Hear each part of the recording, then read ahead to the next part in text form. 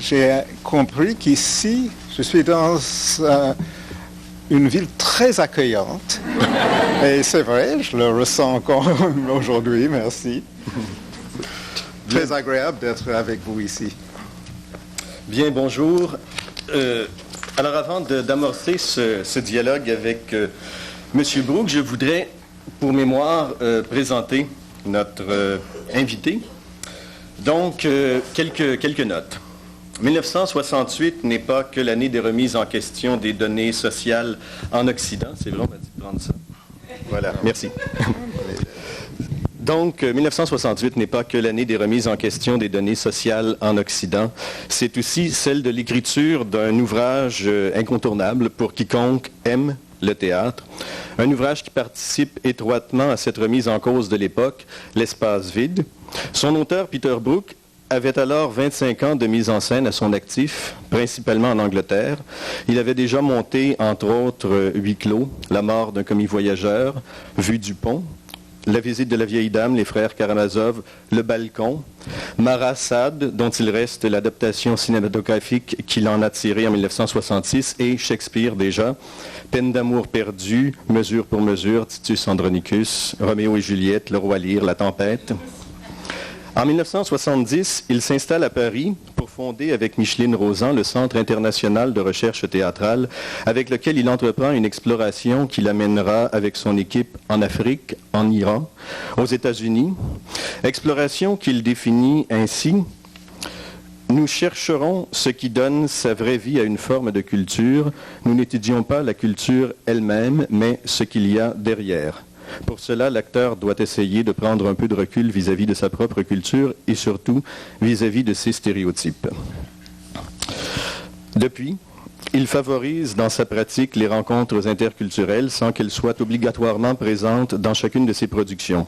Depuis 1974, il s'est installé au Bouffe du Nord à Paris, où il a monté Shakespeare encore, Timon d'Athènes, Mesure pour mesure, La tempête, mais aussi Tchekhov, une inoubliable Cerizet en 1981, et cette œuvre monumentale qui était le Mahabharata en 1988. Au total, Peter Brook a monté une 60aine de spectacles, dont plusieurs ont connu un rayonnement international.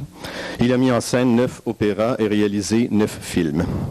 Avant d'engager ce dialogue avec M. Brook et la salle, je vous ferai lecture du début d'une notice biographique préparée par l'Association française d'action artistique, qui le décrit à mes yeux admirablement. On y lit: si l'on songe qu'il monta son tout premier spectacle, Dr. Faustus, une œuvre élisabéthaine en 1943 au Torch Theatre de Londres, cela fait donc un demi-siècle que Peter Brook fait du théâtre, ou plutôt l'explore, tant la recherche est son pain quotidien, mais une recherche ouverte, dont le public est le miroir permanent, et Shakespeare le régulier balancier, le perpétuel ressourcement.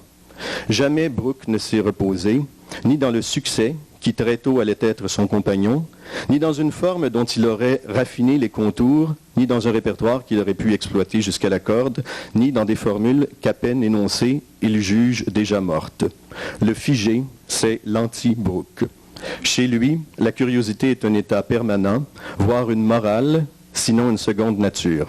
C'est sa façon de conjurer le doute et l'inconnu, ou plus exactement de jouer avec eux, tant le jeu est son métronome. Alors maintenant, je peux rentrer.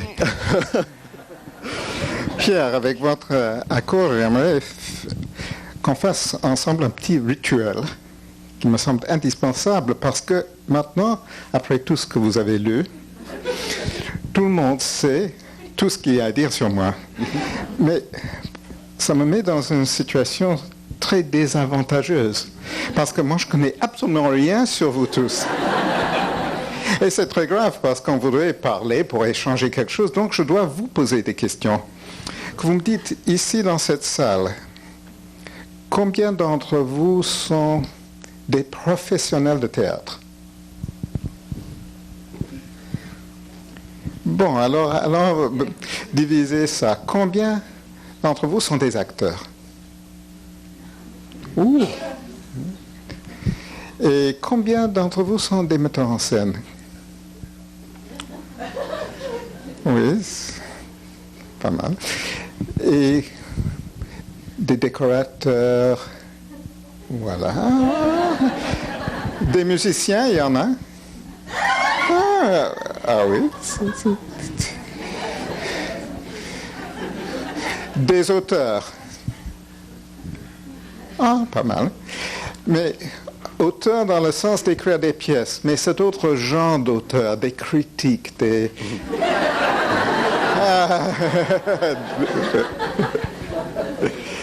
Et en dehors de ça, des gens qui vivent, qui gagnent leur vie grâce au théâtre, mais autrement. Alors, par exemple,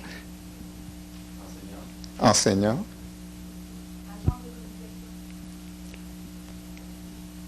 Et encore? Combien de professeurs dans la salle?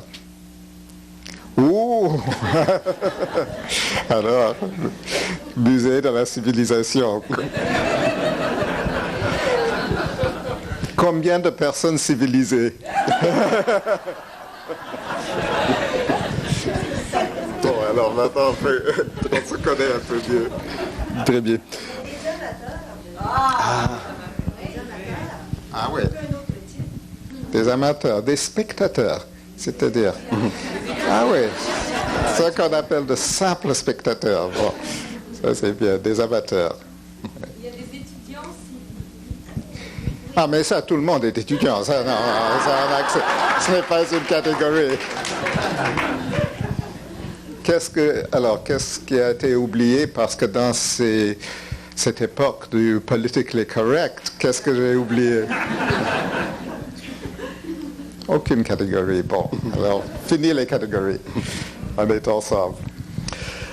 Avant de lancer une première question, quelques mots sur la façon de faire. Enregistrement et audition oblige. Pour les questions que vous poserez, vous levez la main, quelqu'un va vous porter un micro et donc le micro va circuler dans la salle au gré des questions.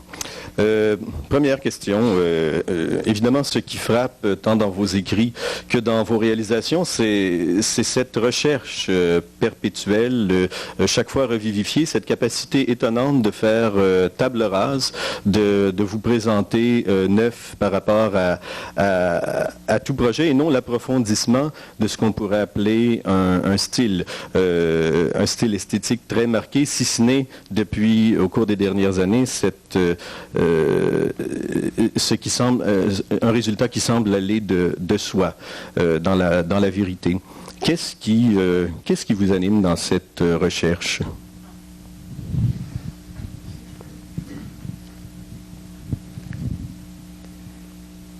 Alors, je crois que, sans vouloir tout de suite entrer en dispute avec un public si sympathique, je suis obligé de vous dire que je ne suis pas amateur de théâtre.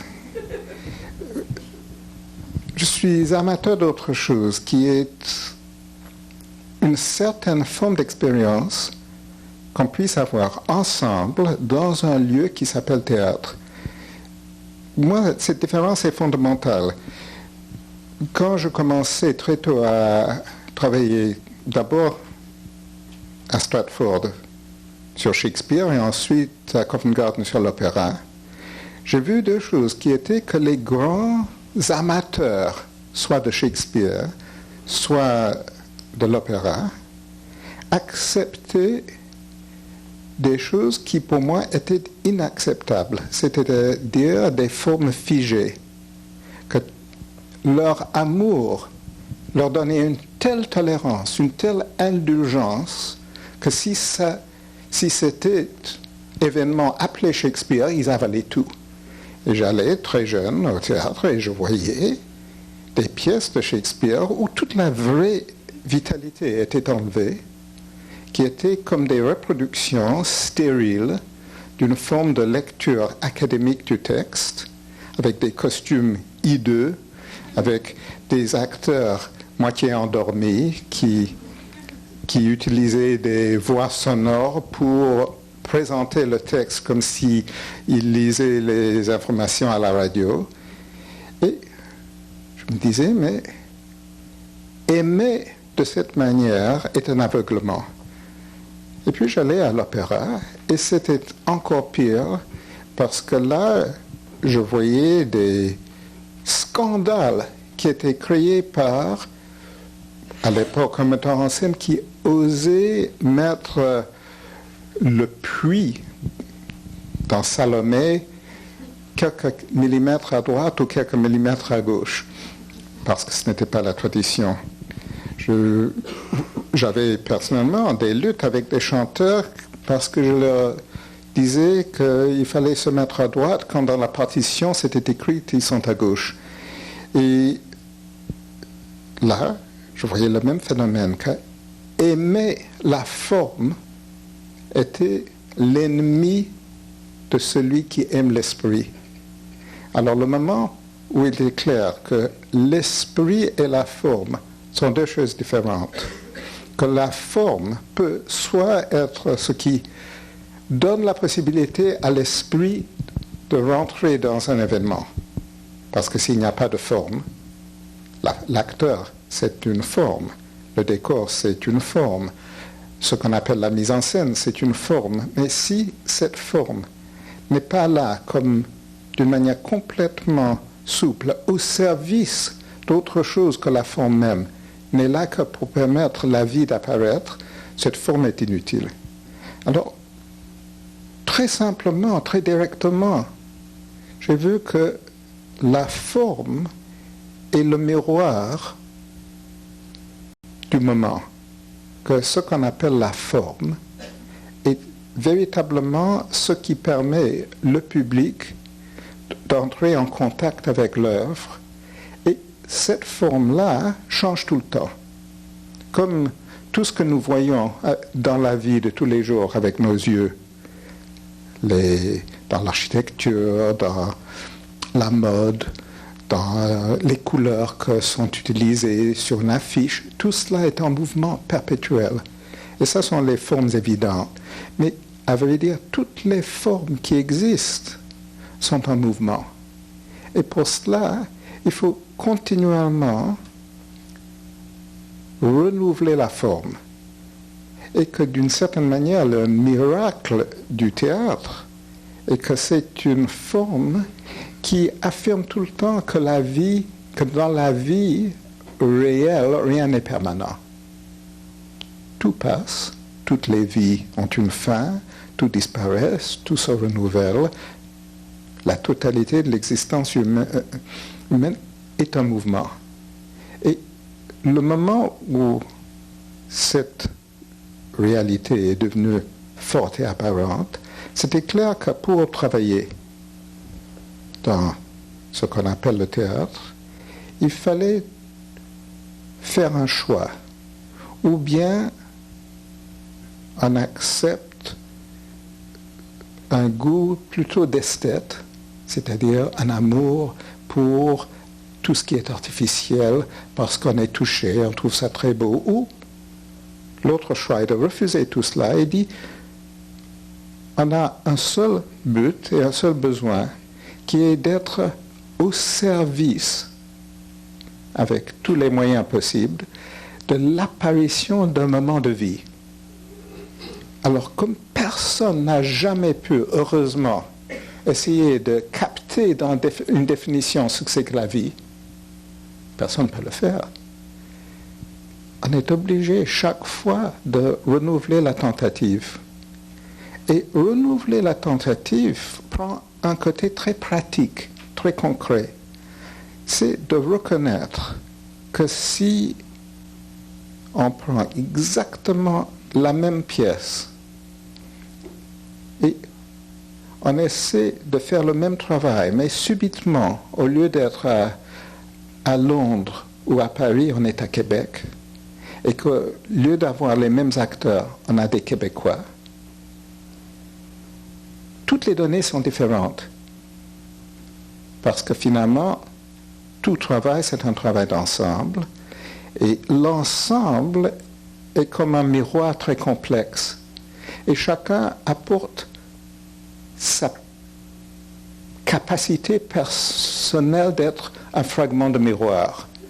Alors, comment est-ce possible, par exemple, je vous donne un exemple très concret, j'ai monté dans la liste que vous avez citée, La Tempête de Shakespeare, à Stratford, avec un des plus grands acteurs de notre époque, qui est John Gielgud, et de très bons acteurs anglais, il y a une trentaine d'années. Ensuite, nous avons monté la même pièce avec notre groupe international à Paris il y a 3-4 ans. On me posait la question, est-ce que vous avez fait la même mise en scène qu'il y a 30 ans? La réponse était tout simplement que j'aurais été totalement, même si je voulais, j'aurais été totalement incapable de le faire. Parce que les données, les dés, quand j'étais dans ce jeu, étaient complètement différents. D'abord, les acteurs anglais de cette époque étaient formés par des influences personnelles, psychologiques, culturelles, sociales, politiques, complètement différentes que ce groupe d'aujourd'hui, de notre époque. Un grand acteur classique anglais et un grand acteur africain qu'on avait, qui jouait le même rôle de Prospero dans la version que nous avons faite, dans une autre langue, ne pouvaient pas apporter le même matériel. Ce n'était pas possible. Et moi-même, je n'étais pas le même. Parce que j'espère que pendant une trentaine d'années, quelque chose s'est passé. Peut-être si on m'avait gardé quelque part dans un frigidaire, dans cette... Et sorti, peut-être j'arriverais comme une étrange personne qui arrive subitement dans les années 90 avec véritablement les idées des années 50, 60. Mais heureusement, ce n'était pas le cas. Alors vous voyez donc le théâtre étant une conjoncture, un lieu de rencontre entre ceux qui travaillent sur la pièce, ceux qui viennent dans le public. Et comme tous ces éléments sont en flux, sont changeants tout le temps, c'est évident que si le but est de faire apparaître quelque chose qui correspond pour aujourd'hui à une étincelle de vie, tout doit être recherché chaque fois. C'est tout.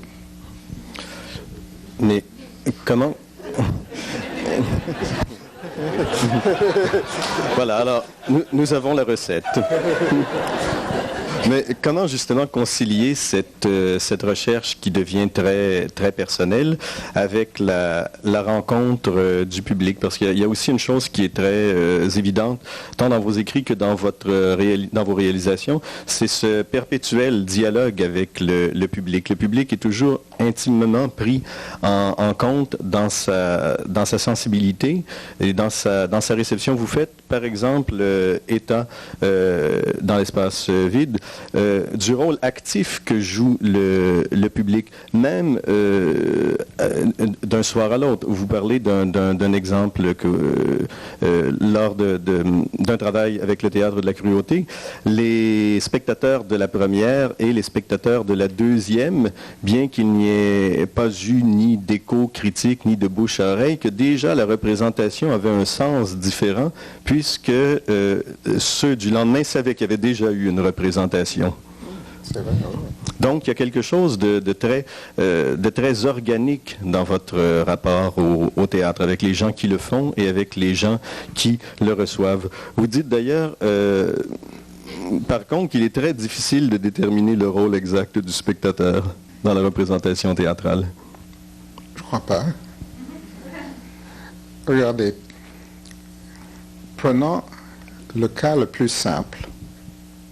Une omelette. Parce qu'il faut se mettre d'accord, il faut avoir une référence que tout le monde peut partager. Alors je vois que là on est d'accord, on est tous d'accord que chacun a goûté une omelette, donc nous parlons de la même chose. Vous prenez un livre, vous avez peut-être dans votre cuisine plusieurs livres sur la cuisine. Parmi ces livres, vous prenez un livre, vous cherchez le haut et vous arrivez à la page omelette. Et là, vous avez une description comment faire l'omelette. C'est clair que cette description n'est pas encore, donne pas le goût de l'omelette. Même si on a une immense imagination bocal, en lisant cela, on ne peut pas tout de suite sentir dans sa bouche l'omelette. Alors, il y a les mots, les descriptions. Ensuite, vous prenez les œufs. Déjà, le processus s'engage, mais vous regardez l'œuf, même le casser, vous le mettez dans... Ça ne donne pas le goût, l'omelette. Le feu est nécessaire. Commencez à mélanger. L'action physique est nécessaire. Ce n'est pas encore le goût. Personne ne peut dire, en venant et en vous regardant dans votre cuisine, peut dire « Ah, je sais exactement quel sera le goût de votre omelette. » On ne peut pas. Donc, il y a un moment qu'on peut appeler un moment de vérité. Après ce qui a commencé avec un livre, ce qui est passé par des éléments concrets, ce qui a été transformé par l'activité réelle de quelqu'un de compétent qui essaie de travailler, de cuisiner, vous arrivez à un unique moment de vérité qui est un moment où cette omelette passe dans la bouche de quelqu'un. Alors, si je dis cela, c'est pour souligner que ce moment de représentation n'est pas seulement le point culminant, mais c'est la vérité. Ce n'est pas la même chose avec le cinéma, ce n'est pas la même chose avec la lecture d'un livre. Parce que d'une certaine manière, le film est terminé. N'existe pas totalement, un film n'existe pas s'il n'y a personne pour le regarder, mais il a une presque existence. Un livre abandonné sur une île déserte, sans personne pour le lire, n'a pas de vraie réalité. Si après la bombe atomique, s'il y a des livres qui flottent quelque part dans l'atmosphère, sans personne capable de les ouvrir, on ne peut pas dire que ces livres ont une réalité, mais presque réalité. Il y aurait une certaine substance. Mais l'événement théâtral ne prend sa réalité qu'au moment où il est donné et reçu en même temps. C'est là où il y a, je crois, le grand malentendu, très souvent dans le théâtre, nourri parfois par les acteurs mêmes, qui disent « Ah, c'était beaucoup mieux en répétition ». C'est souvent le cas, mais c'est parce que, pour une raison ou une autre, ça n'a pas marché. Et donc, la répétition, quand même, était une demi-réussite, quelque chose d'agréable pour tout le monde.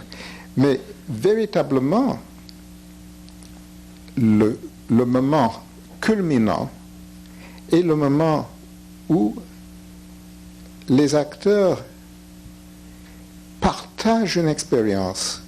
Et c'est très différent de l'idée de donner quelque chose au public. Encore un gros malentendu créé par le mot communication. Quand on fait, on crée, on prépare un spectacle, on n'est pas là pour communiquer, pour prendre des décisions, pour rassembler des informations, des idées, même des convictions qu'on donne au public. Ça dénature le théâtre, donne une supériorité excessive et arrogante à tous ceux qui pratiquent le théâtre et traite le public comme des réceptacles passifs du travail. Et ça, c'est vraiment le contraire de l'expérience vécue et vivante. Pour que l'expérience vivante soit réellement vécue, il n'est pas nécessaire que le public participe d'une manière naïve et grossière en sautant sur scène, en hurlant. Parfois c'est merveilleux, mais ce n'est pas ça la condition absolue. La condition absolue de la participation est qu'à chaque instant, ceux qui sont là participent, véritablement en font partie. Et le sentiment réel que puisse avoir l'acteur est de sentir que en donnant, il reçoit, en recevant, il donne. C'est grâce à l'un que l'autre mouvement soit possible. si c'est comme ça, on a une communion. On a véritablement quelque chose qui va, un va-et-vient, et le va-et-vient est quelque chose qui s'augmente, se développe. Et aucune bonne représentation n'est plate. Ça a un début, et puis un développement, et un aboutissement. Donc c'est une expérience qui monte. On sait très bien que les expériences qui descendent. On connaît bien les expériences qui sont plates.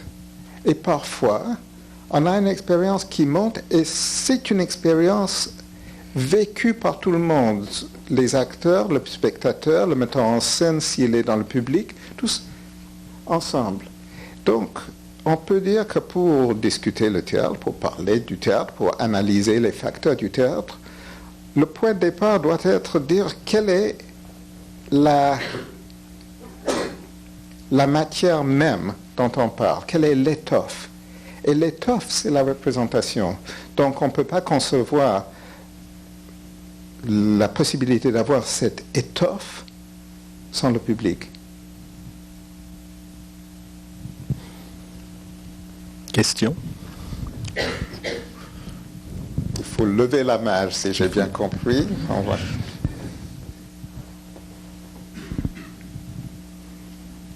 Ah. Oui, le micro arrive. Au galop arrive le micro. Oh oui, ça passe. C'est énervant avec un micro. Non, moi j'ai une question assez générale. Est-ce que la notoriété qui vous précède, tout ça, est-ce que tout le mythe qui vous entoure, est-ce que ça vous facilite les choses dans le travail de création ou ça les complique parfois? J'imagine que c'est quelque part entre les deux. Je sais pas si non, c'est toujours emmerdant. Merci.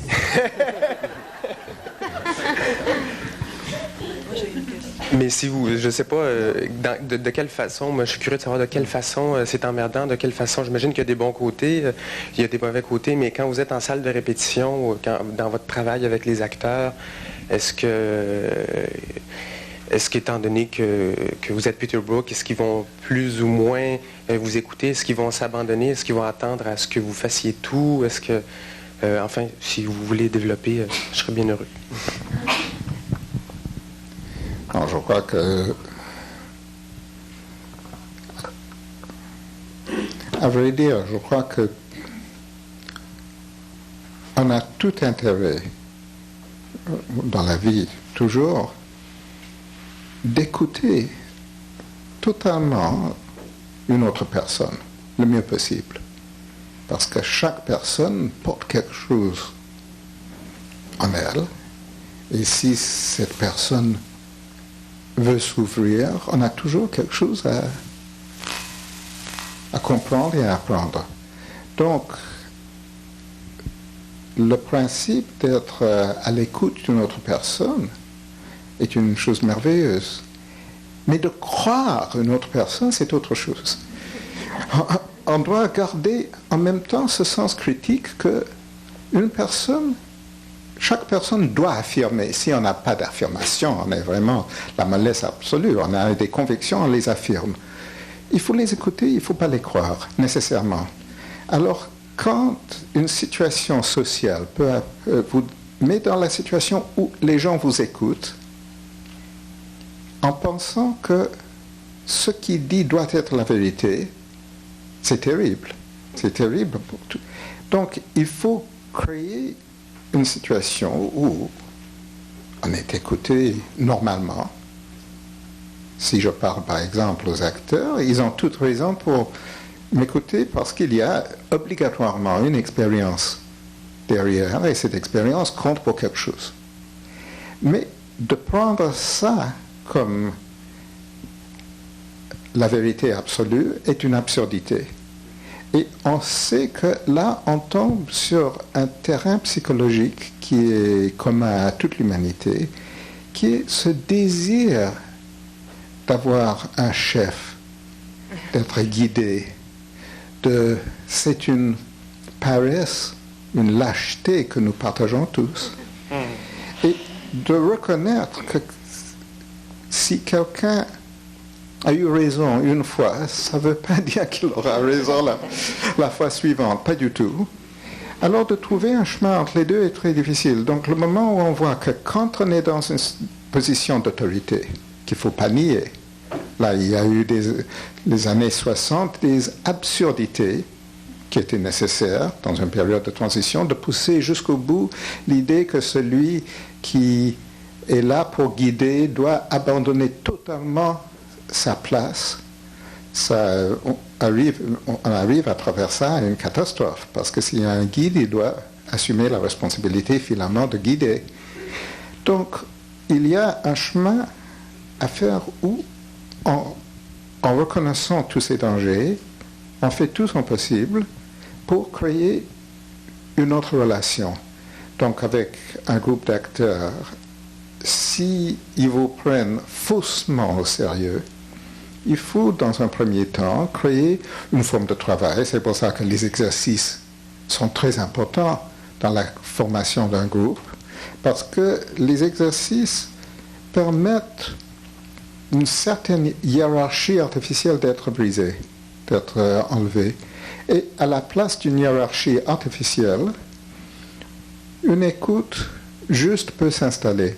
Alors, il faut tout simplement être très réaliste, reconnaître qu'il y a des images qui projettent, que ces images sont très souvent à côté de la plaque ou malsaines, et il faut trouver les moyens pour les balayer, pour les mettre à côté, pour qu'il y ait un climat de confiance. Finalement, il y a, sans perdre la responsabilité qui fait partie de l'autorité.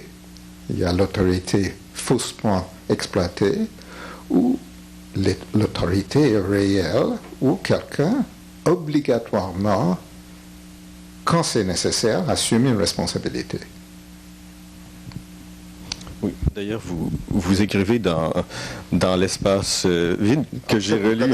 Ben oui, j'ai fait... Vous avez fait votre J'ai fait mon devoir. Oui, je l'ai relu 20 ans plus tard. C'est d'ailleurs, à l'époque, il se vendait $11,95 en 1977. Vous dites d'ailleurs que tous ceux qui s'intéressent à la sociologie, plutôt que d'étudier les abeilles et les fourmis, devraient se présenter en salle de répétition, qu'on y retrouve là de grandes leçons sur le fonctionnement des humains entre eux. Je crois que c'est toujours le cas, oui. Question? Ça démarre. Je voulais vous demander, après tant d'années à côtoyer des acteurs, et beaucoup d'acteurs, et parmi les plus grands, dont vous avez mentionné John Gielgud et Jeanne Moreau au cinéma, puis maintenant avec les acteurs avec lesquels vous travaillez, est-ce que sur ce nombre d'années, vous avez pu voir évoluer la forme de l'acteur, et est-ce que présentement ce que vous recherchez dans le travail avec les acteurs diffère de ce que vous recherchiez avant, ou est-ce que c'est pareil? La question est très intéressante parce que ce n'est pas facile. Je ne peux pas donner une réponse trop générale. Bien sûr, quand je commençais à travailler, il y avait des acteurs avec qui il n'était pas facile de travailler parce qu'ils étaient très fermés, très bloqués. Il y avait des acteurs très ouverts, et c'est clair maintenant que j'ai toujours ché à travailler avec des acteurs souples, et ensuite avec des acteurs qui... Ce n'était jamais ni la virtuosité, ni les excès qui me touchaient, mais une certaine pureté, une certaine recherche de qualité qui, par exemple, John Gielgud reste aujourd'hui comme l'exemple pur de quelqu'un qui ne cherche que d'une manière très pure la qualité de son travail, pas ni la virtuosité, ni de se mettre en avant. Donc je crois que ces valeurs-là, la souplesse et une profondeur de recherche, était toujours ce que je cherchais. Mais en même temps, ce n'est pas tout. Je crois qu'aujourd'hui, je cherche quelque chose de très très différent. Je crois que pour simplifier, parce qu'on ne peut pas même faire une autre analyse qui soit juste, et c'est mieux de faire de grandes simplifications. Je crois que le grand tournant était quand on a commencé pour la première fois une expérience internationale, et quand pour la première fois j'ai travaillé avec des acteurs non européens, ça veut dire je compte les Américains dans la tradition européenne, mais quand j'ai travaillé avec un Africain, un Japonais, un Balinais, etc., des acteurs, des traditions très très riches, traditions théâtrales, mais pas les traditions européennes. J'ai vu qu'il y avait quand même une autre possibilité dans le jeu que depuis longtemps, nous cherchons, développons, qui est d'abandonner tout ce qui donne au spectateur l'impression de voir quelqu'un qui travaille. Et je me rendais compte, par exemple, que, pour donner un exemple presque caricatural, très souvent on voit des acteurs de la formation Actor Studio, très bons acteurs au cinéma, où on ne peut pas pour une seconde perdre de vue à quel point, instant par instant, ils travaillent et leur travail est apprécié pour cela.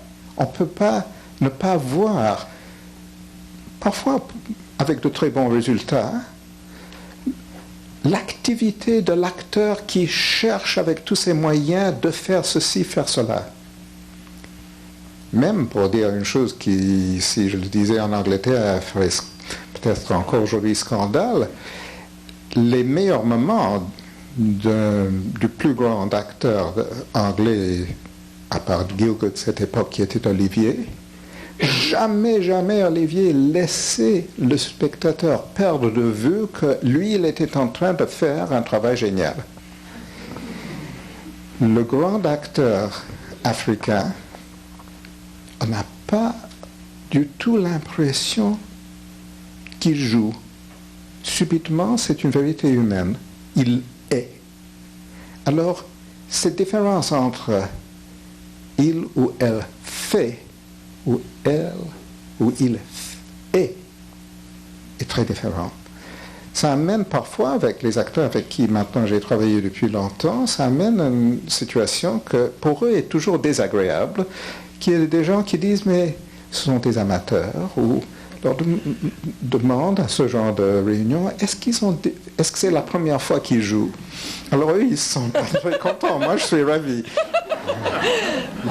Et c'est dans ce sens-là d'un jeu de plus en plus transparent qui, le spectacle que nous avons fait très récemment, qui s'appelle L'homme qui, A Man Who, on a fait une expérience qui, pour nous tous, était particulièrement passionnante, qui était de prendre les formes de la vie, des actions totalement réalistes, et d'essayer de voir si, en faisant une chose aussi simple, aussi Yoshio Ida avait un moment où il regardait un verre d'eau, et puis un autre moment où il regardait une bougie. Et avec le verre d'eau, il prenait le verre, faisait une chose très banale, il prenait le verre et buvait le verre et avalait une pilule. Et la recherche était de voir si on pouvait rendre une action de cet ordre si transparent qu'on sentait comme la poésie de ce qui est là derrière chez un poète, une petite phrase complètement simple. Et c'était cette recherche d'une disparition complète des moyens de l'acteur, tout en sachant que son immense précision de moyens, ce n'est pas possible, qu'on arrive à ce que véritablement nous cherchons aujourd'hui. Et merci parce que la question était très difficile et il fallait chercher pour vous répondre. Oui. Ah non, j'ai eu ma réponse. Ah. Hein?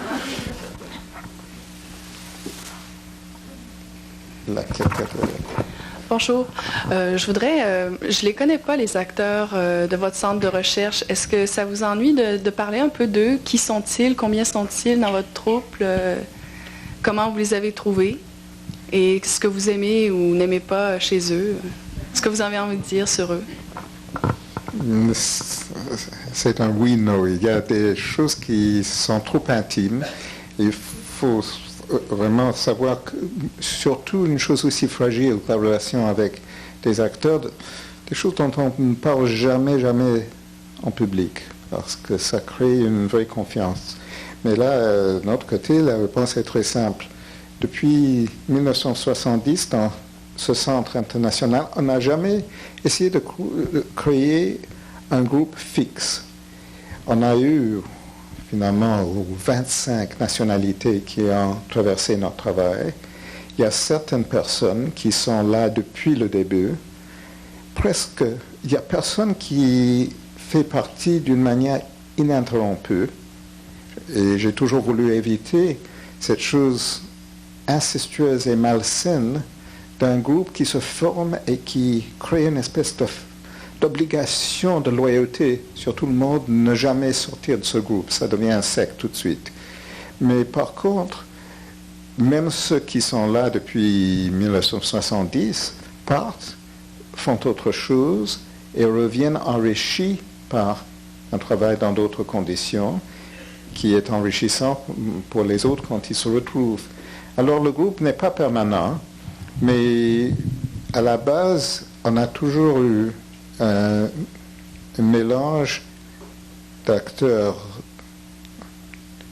anglais, français, européens, parfois américains, et ces pays où l'acteur sort des sources traditionnelles, comme je disais tout à l'heure, africains, balinais, japonais. Et toujours, on demande toujours comment est-ce qu'on peut faire pour faire partie de ce travail. C'est toujours un petit groupe. Et un petit groupe qui prend des acteurs de tant de sources différentes, donc le réseau est immense et la quantité de personnes qui viennent finalement est très petite. C'est inévitable et la base du choix, comme dans tout ce qui concerne le théâtre, est liée au hasard. À un moment, subitement, on a besoin d'une jeune fille et un merveilleux acteur de 40 ans se présente en disant « mais j'ai travaillé dans cette direction toute ma vie, je suis prête à faire partie ». Il dit « oui, mais vous n'êtes pas une fille de 16 ans dont on a besoin ».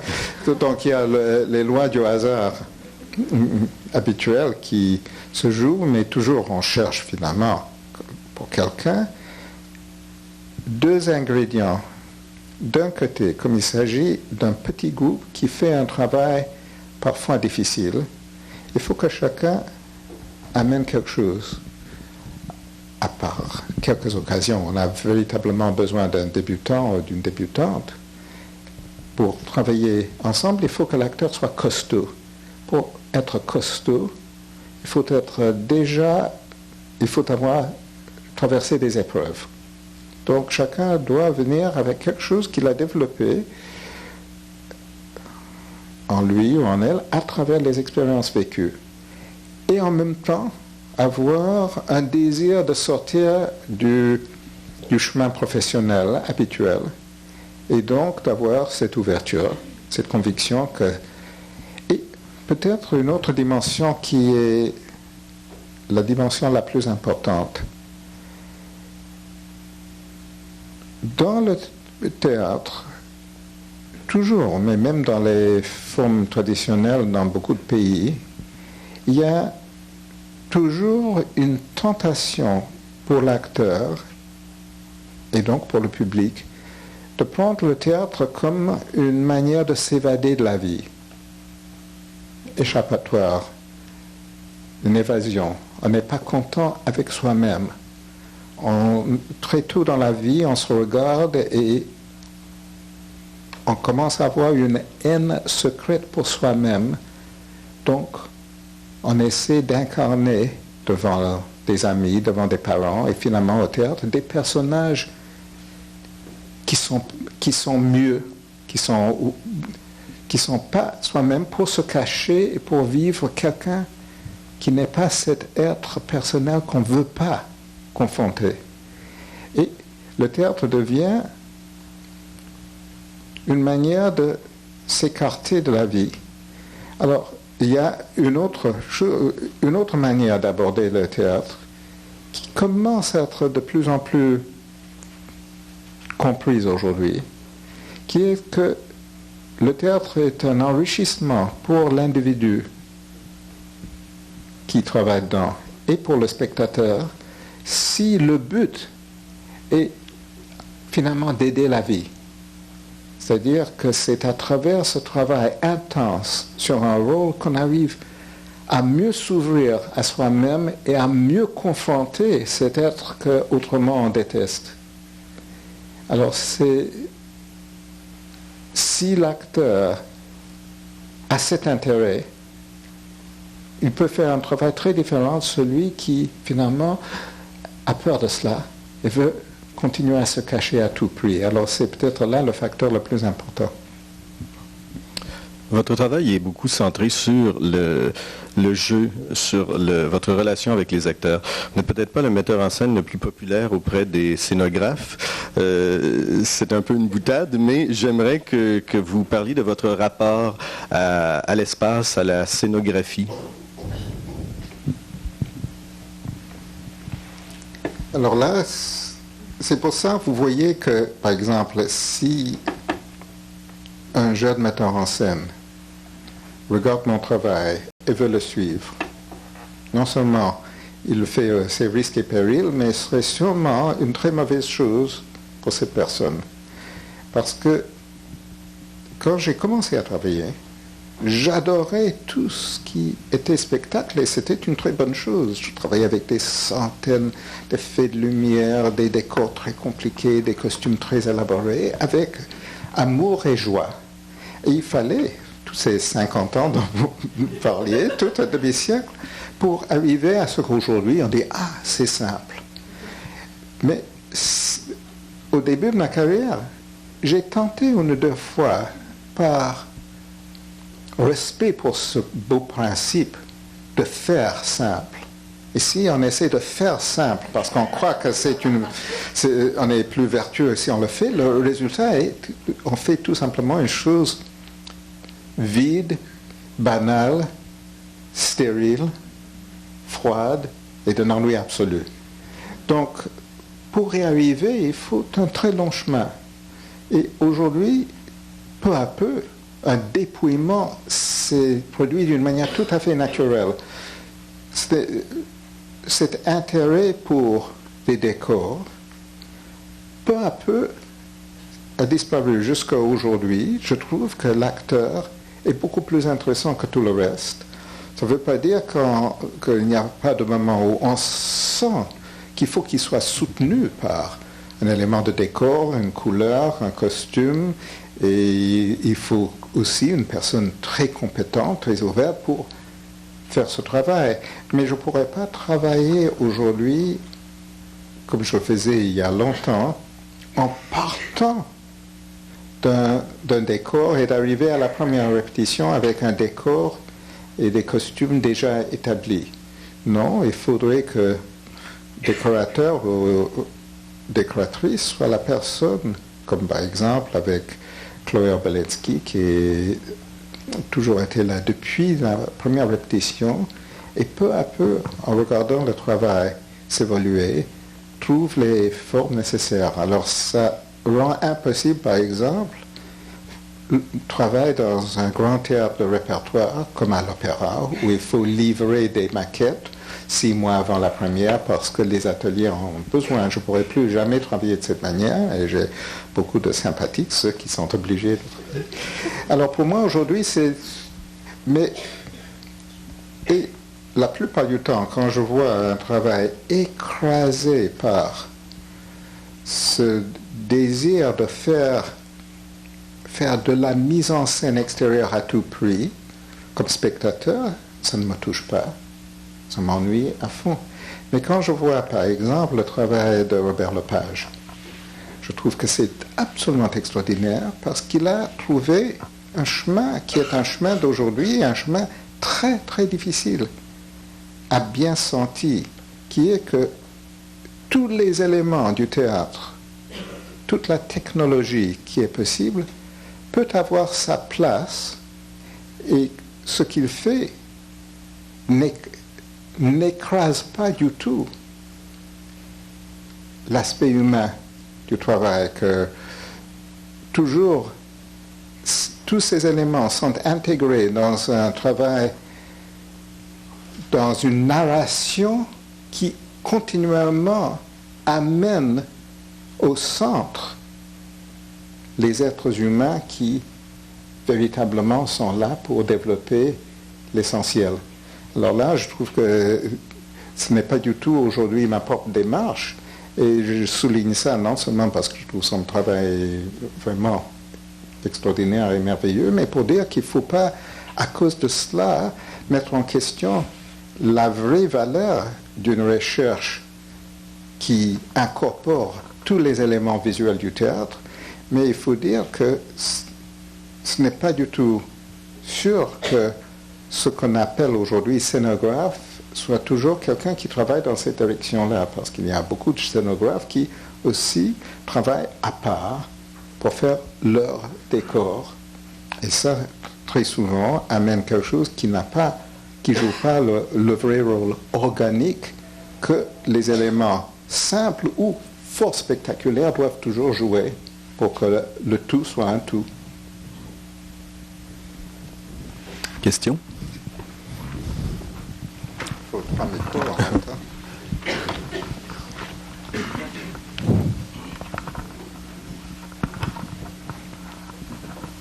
Ah, vous voyez le hasard, je croyais que ça allait là. Merci.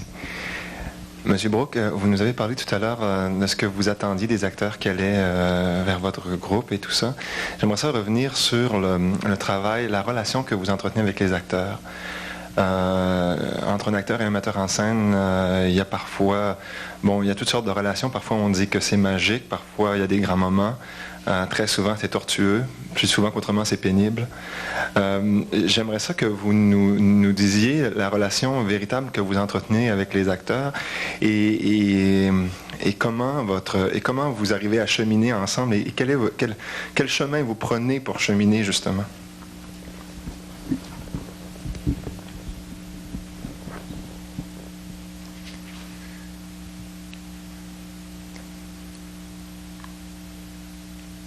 Vous savez, c'est très très difficile parce que la réponse est simple et en même temps très, très tortueuse. Il y a une seule chose qui compte, c'est ne pas avoir peur. Alors, la raison pourquoi cette réponse est une réponse difficile est que si on dit, par exemple, vous voyez un acteur qui a peur. Si on lui dit « n'aie pas peur », on augmente sa peur. Si on le dit à soi-même, c'est exactement la même chose. Mais si la relation est mauvaise entre un metteur en scène et un acteur, on peut être sûr qu'à la base, il y a la peur. Ou bien la peur du metteur en scène qu'on ne va pas l'écouter, qui ne sera pas obéi.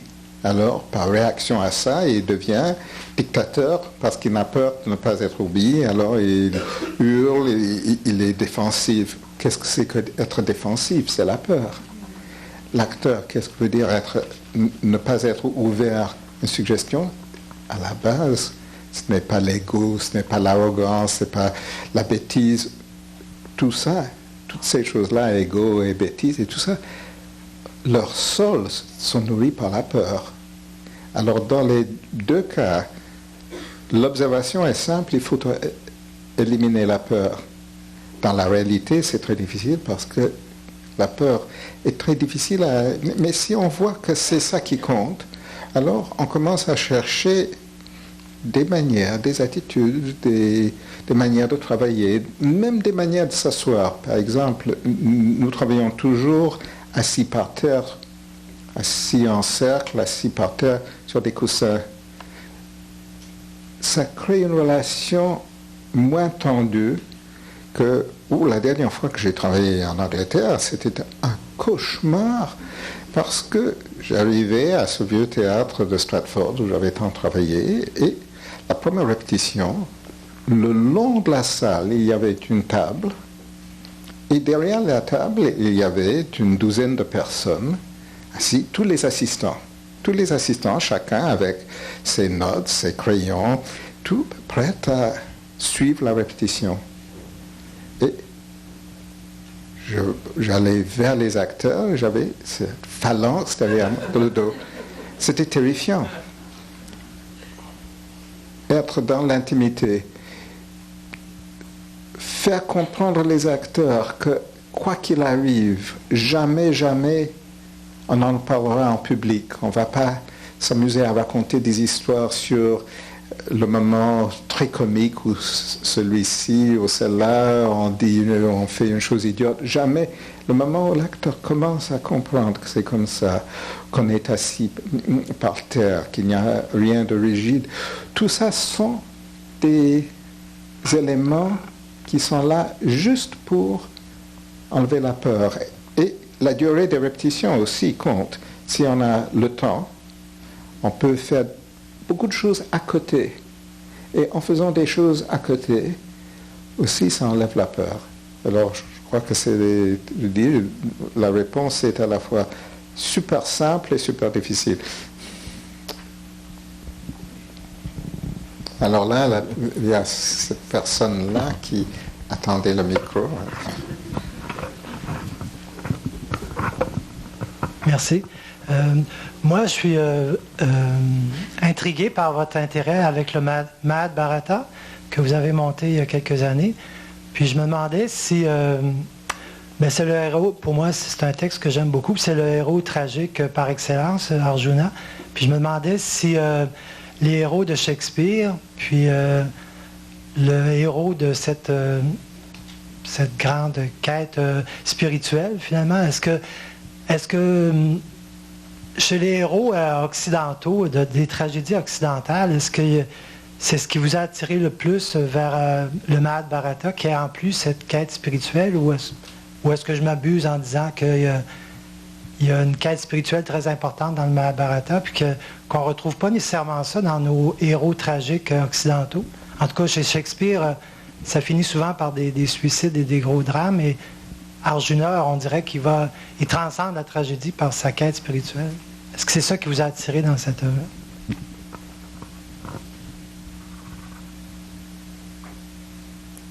On avance peu à peu des questions d'une telle difficulté.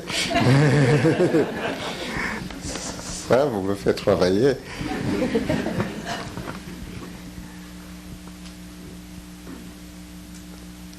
Je crois qu'il y a dans le Mahabharata,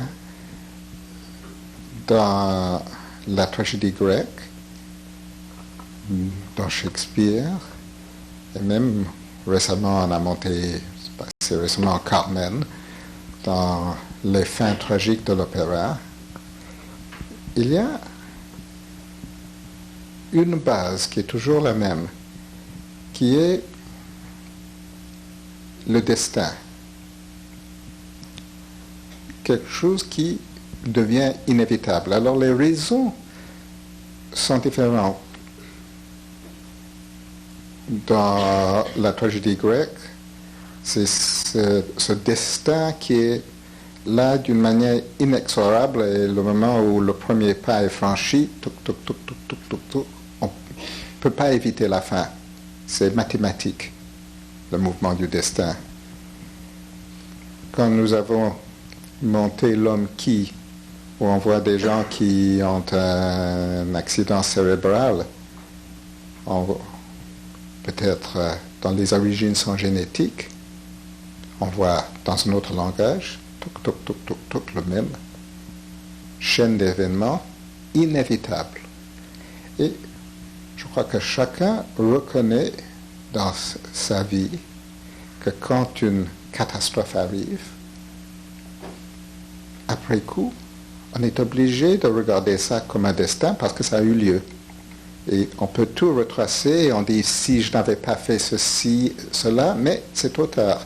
Donc, cette action avait été faite, qui a amené ça, et on arrive au destin. Alors, quelle est la question que ça pose pour nous tous? La question qui est posée est comment vivre le pire? Comment... Alors, on voit que c'est la grande différence. Il y a une seule différence entre le mélodrame et la tragédie. Dans le mélodrame, la question n'est pas posée. Quelqu'un tue quelqu'un d'autre, mais au moment de la catastrophe, cette grande interrogation, mais comment vivre honorablement cette situation n'est pas posée. Alors dans le Mahabharata, je crois que le Mahabharata va beaucoup plus loin que toute autre œuvre. Dans le Mahabharata, on voit que d'un point de vue, le mouvement vers cette guerre absolue qui est l'anéantissement presque entier de la vie humaine, la catastrophe absolue pour la race humaine, est inévitable. Et il montre de tous les points de vue historiques, spirituels, comment dans le cosmos, il y a des cycles et que dans un certain cycle, l'humanité est vouée à une fin tragique. Et peut-être c'est la situation que nous vivons aujourd'hui. C'est une question vraiment de tempérament si on prend ça de manière optimiste ou pessimiste. Mais cette possibilité d'une explosion ultime de cataclysme qui est devant nos nez aujourd'hui est exactement ce qui est raconté avec les mêmes images. Les images de la fin du Mahabharata, la guerre du Mahabharata, sont des images de la guerre d'aujourd'hui. Et alors, d'un côté, on raconte, comme dans la tragédie grecque, comme dans Shakespeare, qu'il y a un destin et on ne peut pas changer le destin. Mais on peut vivre ce destin de deux manières différentes. On peut soit le vivre aveuglement, ou en luttant contre le destin d'une manière aveugle qui ne produit aucun résultat. Ou, et c'est ça le chemin d'Arjuna, on peut vivre deux mondes en même temps. Un monde qui est voué au destin tragique et un monde d'une compréhension qui s'ouvre grâce à une illumination qui vient d'une autre source. Et quand les deux sont présents en même temps, la tragédie n'est pas écartée, mais elle prend un autre sens. Et je crois que c'est ça qui véritablement donne une réalité toute immédiate pour aujourd'hui à tous ceux qui rentrent de nouveau en contact avec le Mahabharata. C'est pour ça que ce n'est pas une épopée du passé qu'il faut respecter comme un grand chef-d'œuvre d'autrefois, mais comme quelque chose qui parle autant aujourd'hui qu'il y a 3000 ans de nous-mêmes.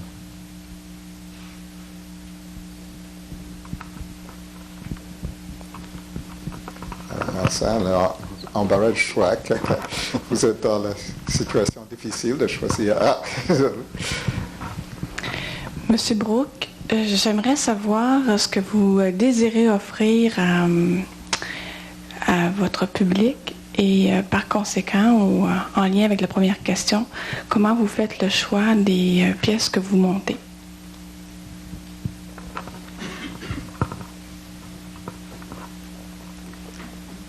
Je vais vous donner une réponse très frivole, parce que c'est la réalité. Je n'y pense pas. Je travaille, et puis il y a toujours des centaines d'options différentes. On lit quelque chose, quelqu'un vous parle d'autre chose, il y a une idée, une proposition, et hop, on est lancé dans une certaine direction.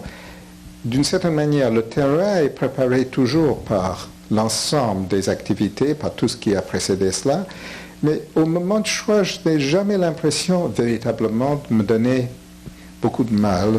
Oui, on pense à des choses évidentes, les gens qui sont là,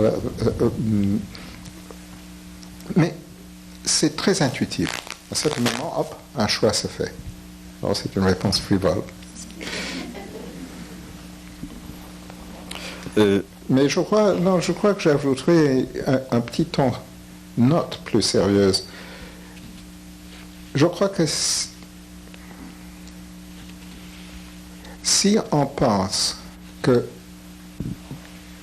derrière le choix de faire telle et telle chose, travailler sur tel et tel thème ou faire tel et tel texte, telle et telle pièce, on engage le temps, l'argent et l'énergie de beaucoup de personnes. Alors, quelque part, on est obligé, d'une manière très intime, très personnelle, de reconnaître que ce choix est très responsable.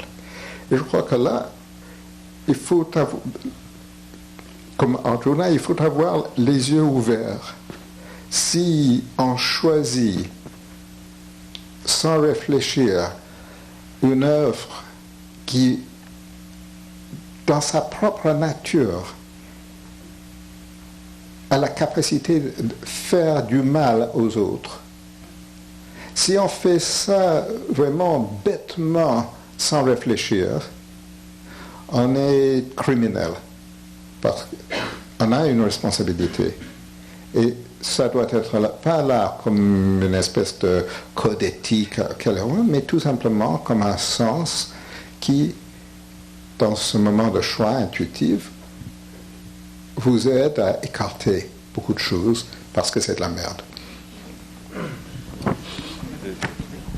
Au moment où vous écriviez donc L'espace vide, dans les années 60, vous disiez, et qui était quand même une époque, lorsqu'on la regarde, qui était, à tout le moins ai-je le sentiment, moins pire que l'actuel. Vous disiez, sans doute cherchons-nous toujours à capter dans nos formes d'art les courants invisibles qui gouvernent nos vies, mais notre vision est confinée dans la partie sombre du spectre et de la lumière. Aujourd'hui, le théâtre du doute, du malaise, de l'angoisse, de la lucidité semble plus vrai que le théâtre idéaliste. Est-ce que c'est toujours votre sentiment? Ah oui. Mais je crois qu'il faut souligner là le mot « semble ». C'est-à-dire que c'est absolument évident, on le voit dans le cinéma aussi aujourd'hui, que tout ce qui dresse un miroir terrifiant de notre époque et ce qu'en même temps attire les gens. On est attiré par cela, mais nous sommes tous, on voit ce qu'on, dans les journaux, à la télévision, on ne peut pas résister au fait qu'on trouve ça beaucoup mieux que celui qui arrive avec la bonne parole et la sentimentalité et rassurante. On n'y croit pas. On croit à ce qui est horrible, parce qu'il y a moins de mensonges que l'idéalisme. Mais en même temps, il faut faire très attention, parce que ça revient à ce que vous venez d'ouvrir avec le Mahabharata. La vraie confrontation avec la réalité contient à la fois l'aspect négatif et l'aspect positif. Et ce qui nous donne une vraie nourriture, c'est de participer ensemble à une expérience au théâtre où les deux sont intensifiés. Par exemple, pour cela,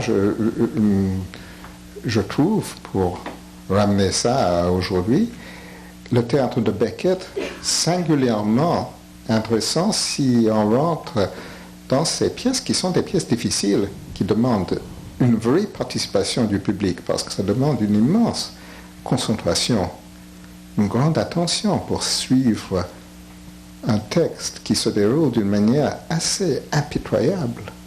Mais au bout du chemin, on rencontre à la fois le désespoir de notre époque et une ouverture sur la même chose qu'on trouve dans le Mahabharata, sur cette autre possibilité qui, quand même, rend la vie plus réelle que le suicide.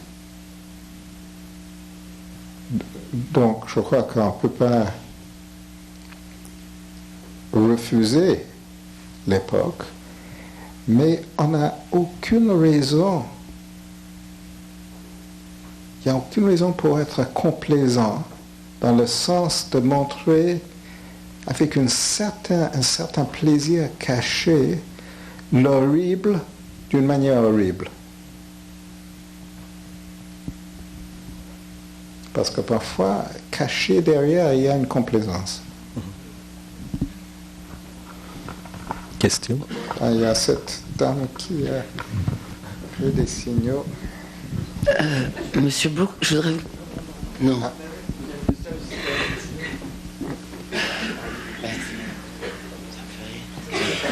Je voulais vous poser plusieurs questions sur le langage, les mots. J'ai vu dans ce festival Kazuo Ono, qui à mon avis exprime l'absolu. Je me demandais si... Mais Monsieur Ono, il n'utilise pas de mots. Est-ce que vous pensez que le langage, les mots, ça peut exprimer l'absolu? Je suis très curieuse, étant donné que vous êtes en France maintenant, et que vous êtes, anglais. J'ai beaucoup de questions sur le langage, sur les mots. De façon générale, c'est quoi votre rapport avec votre langue d'origine, votre culture théâtrale, votre pays d'origine? Le fait que vous soyez exilé, est-ce que ça agit sur votre travail? Quel est votre rapport avec la langue française? La culture théâtrale française, dans quelle langue vous préférez travailler? Et quand vous choisissez une pièce, si la texture même, la langue, les mots, quelle résonance ça a, quelle importance ça a? Alors, pour être très précis sur l'utilisation des mots, je ne suis pas un exilé. De Céline, je n'avais pas ni être rejeté, ni rejeté mon propre pays.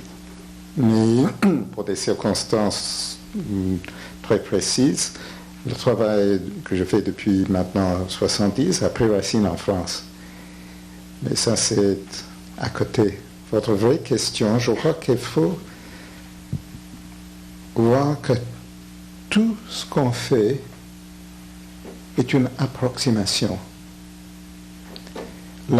L'expression complète n'existe pas. La communication absolue n'existe pas. La relation absolue n'existe pas. Tout est une approximation.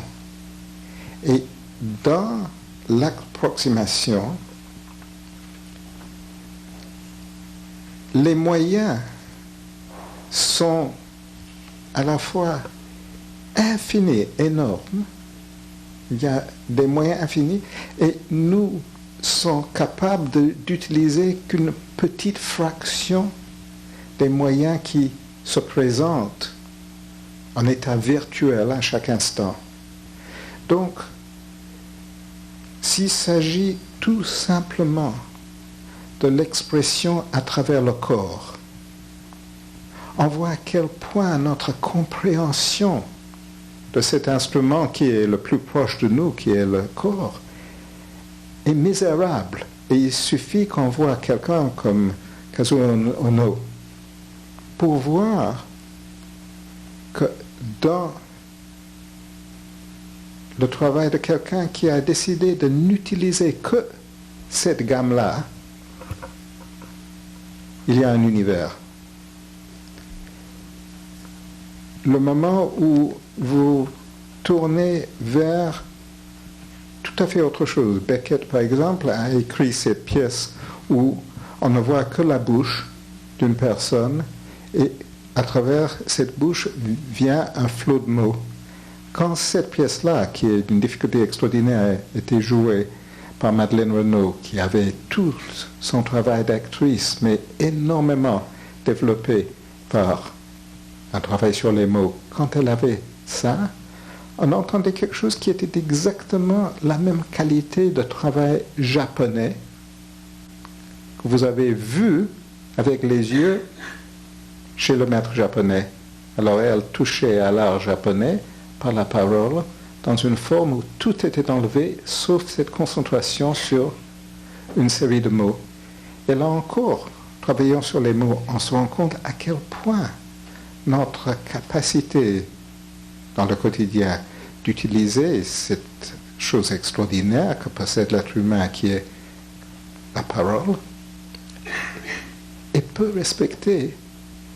À tel point qu'on voit que nous disons, je suis en train de le faire, nous utilisons 50 mots parce qu'on n'a pas la capacité de trouver, comme dans les signes, la calligraphie japonaise, les 2-3 mots qui, portés avec une résonance juste, pourraient tout exprimer. Donc on est obligé, je suis obligé pour répondre à votre question, de chercher des mots, de tourner autour, et ce n'est pas la vraie utilisation de ce miracle qui est la parole. Alors c'est pour ça que je dis que tout est approximation et que dans le théâtre, continuellement, on fait un travail de substitution. On passe, et c'est ça même la forme même du théâtre, on passe de quelque chose qui s'exprime par le geste, et ça fait partie du langage.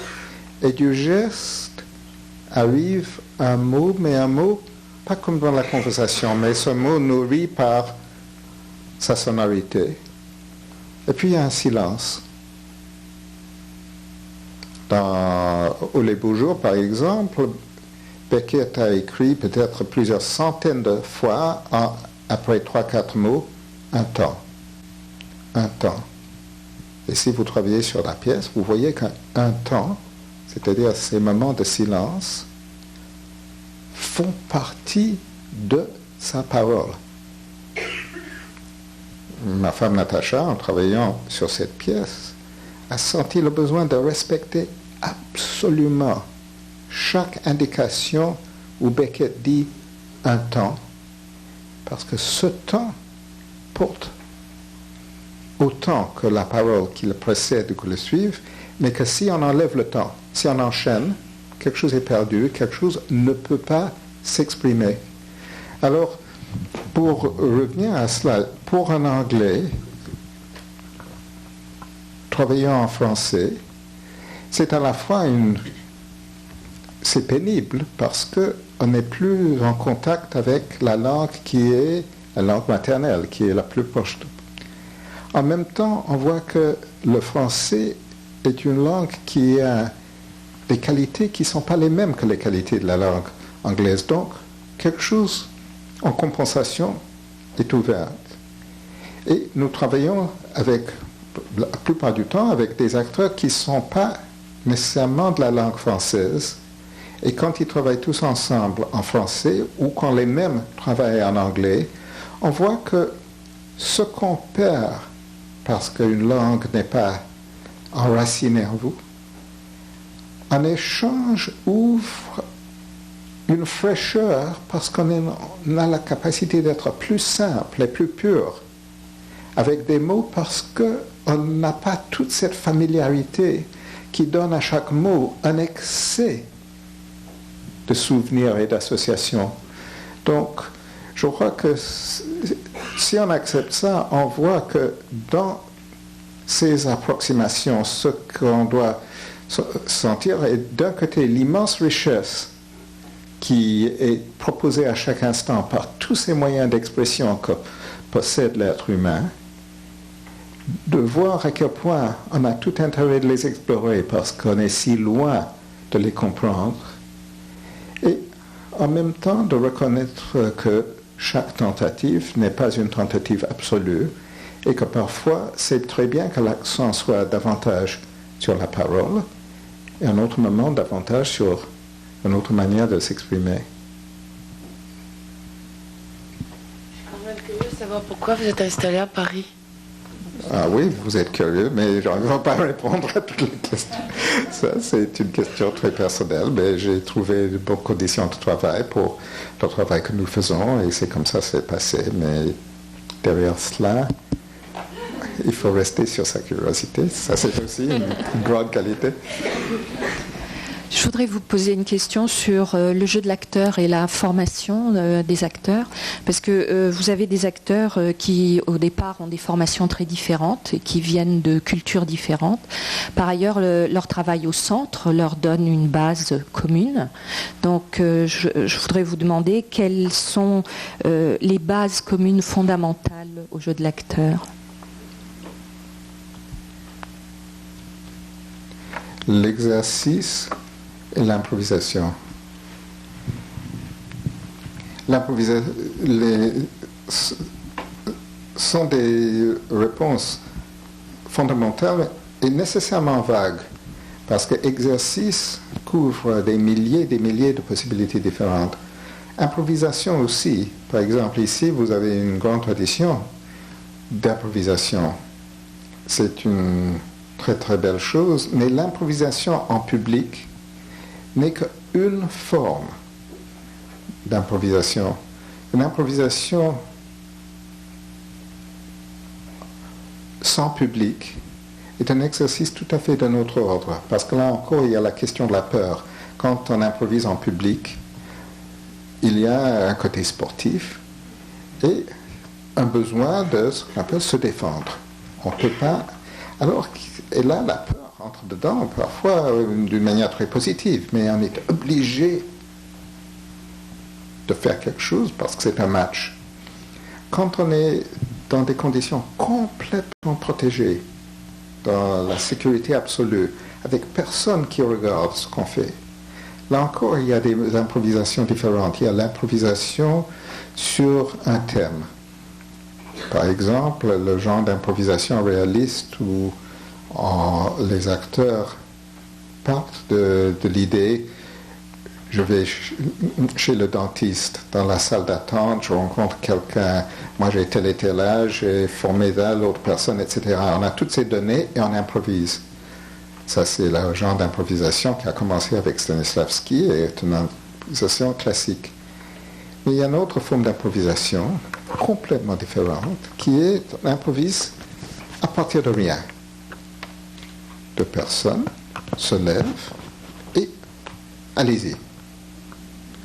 Alors, c'est là où, par exemple, avec des gens qui viennent des sources différentes, des cultures différentes, là, l'exercice est très, très fort.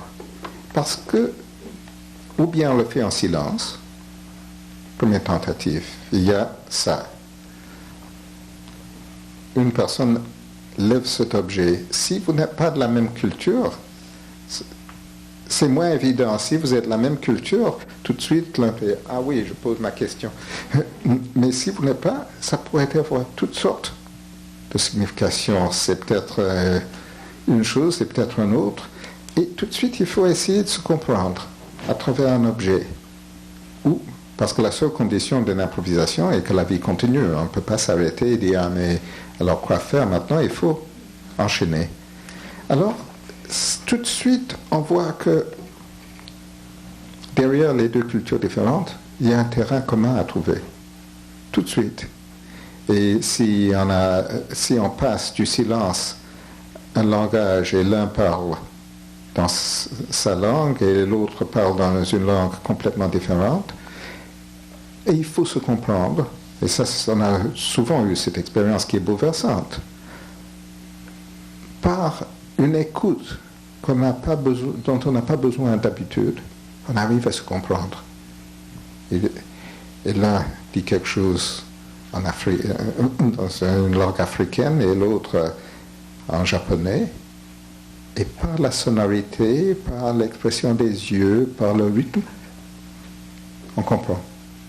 Alors, c'est à travers ça, c'est un processus qu'on arrive à trouver qu'il y a une compréhension possible et les tics extérieurs de la culture deviennent de moins en moins importants.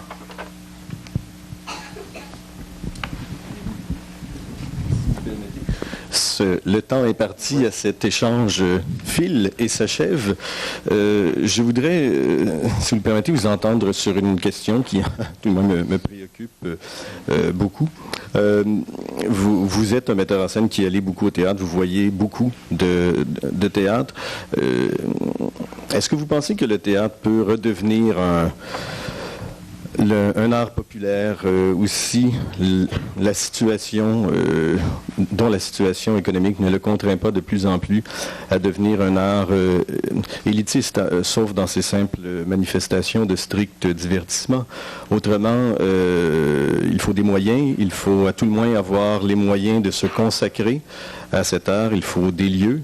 Quand vous avez écrit votre célèbre ouvrage, c'était dans une époque où l'argent était plus facilement disponible, même dans les pays européens, partout l'argent se raréfie. Quel est votre avis sur cet avenir du théâtre?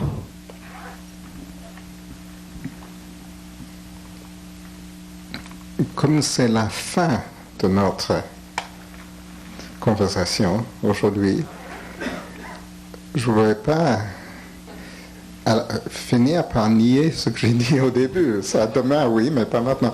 Alors, tout à fait au début, j'essaie de souligner ma conviction que le théâtre, c'est quelque chose qui est, comme la vie, qui est tout le temps en mouvement. C'est-à-dire que tout change tout le temps. Alors, par rapport à cela, je crois qu'il faut faire attention à tout ce qui crée le carcan d'une forme artificielle. Alors, à un certain moment, c'était très utile de parler du théâtre populaire, du théâtre élitiste. Tout ça ne veut rien dire aujourd'hui. Ce n'est pas du tout de quoi il s'agit. Ce qu'il s'agit est que la société est en pleine transformation. Personne ne peut dire dans quelle direction où on va. Tout ce qu'on sait est que la grande tendance sociale, pour 1000 raisons, est de rendre de plus en plus difficile des rencontres humaines simples et ouvertes. On voit quand même, aujourd'hui, les parents ont peur de laisser leurs enfants aborder des adultes de manière naturelle. Alors, c'est tout le mouvement inévitable de la vidéo, et on ne peut pas ni la critiquer ni l'empêcher, mais tout ce mouvement est de le computer, l'internet, tout cela, les video games, tout ça crée toutes ces barrières, tous ces isolements. Donc cette question de populaire et d'élite ne sont pas les vraies questions. Ce qui est vrai est que certaines personnes auront toujours besoin de se trouver ensemble. Alors à un moment, ce sera peut-être une proportion grandissante. Je n'ai pas l'impression qu'aujourd'hui, on va dans la direction d'Athènes, où toute la ville avait envie de se grouper pour vivre une expérience théâtrale ensemble, parce que toute la ville vit cette expérience autrement en regardant O.J. Simpson à la télé. Ça, c'est l'équivalent misérable de ce qui était toute la ville d'Athènes, toute la société qui était là, présent en même temps dans un immense amphithéâtre. Donc, ce n'est pas le cas. Mais que certaines personnes sentent un besoin viscéral de se tourner vers un événement partagé, c'est sûr. Et que d'une certaine manière, si ça oblige de nouveau une mise en question de ce que c'est que le théâtre et ce que sont les vrais moyens indispensables Ça, c'est très sain. Parce qu'on voit très bien que si le besoin est là, on peut faire du théâtre profondément vivant et satisfaisant sans moyens. Ce n'est pas un grand confort pour ceux qui doivent vivre avec cela. Donc, simultanément, c'est évident que toute personne qui fait du théâtre a toute raison pour lutter avec tous ces moyens contre les autorités publiques qui sont toujours bêtes, qui ne comprennent jamais les vrais besoins, ou refusent de donner de l'argent à la culture là où ils ont besoin, ou ils donnent trop d'argent là où il n'y a pas besoin. Ça, c'est aussi un facteur éternel. Mais je crois que ce qui est important est continuellement d'équilibrer les questions tout à fait politiques et pratiques. Et ça sont des questions qui sont différentes dans chaque parti. Ici, ce n'est pas la même chose qu'en France. En France, ce n'est pas la même chose qu'en Angleterre. En Russie, c'est encore autre chose. Ça sont des questions adultes pour tous ceux qui travaillent dans une forme, d'être éveillés et voir là où il faut pousser, là où il faut abandonner le combat pour mieux le faire ailleurs et là où il faut se soutenir réciproquement. Ça, c'est évident. Mais tout cela n'a pas beaucoup de sens si on perd ce qui aujourd'hui est très fragile et qui était la base de tout l'artisanat traditionnel et au Moyen Âge, qui est le sens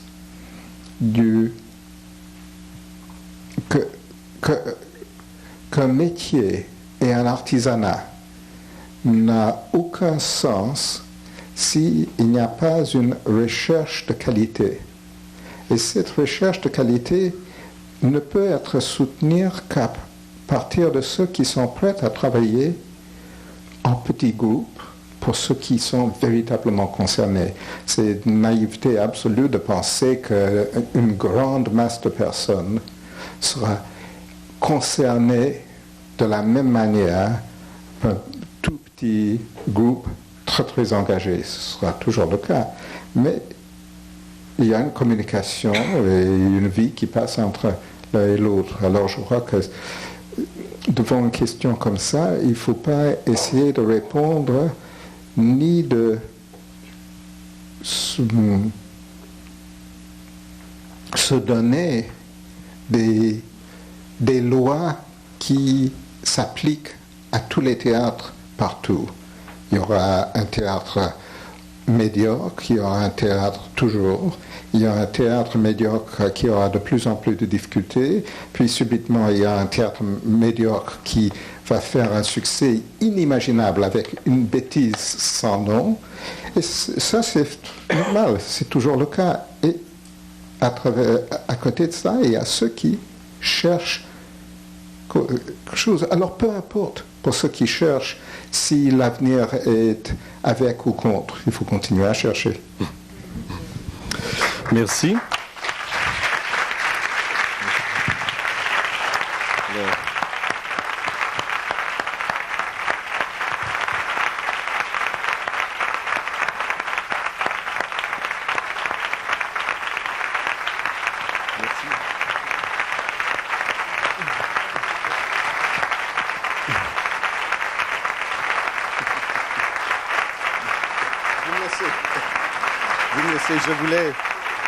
Je voulais vous souhaiter simplement une bienvenue pour une autre occasion. Nous avons reçu cette venue au Québec et cette rencontre comme un privilège. C'était la première fois.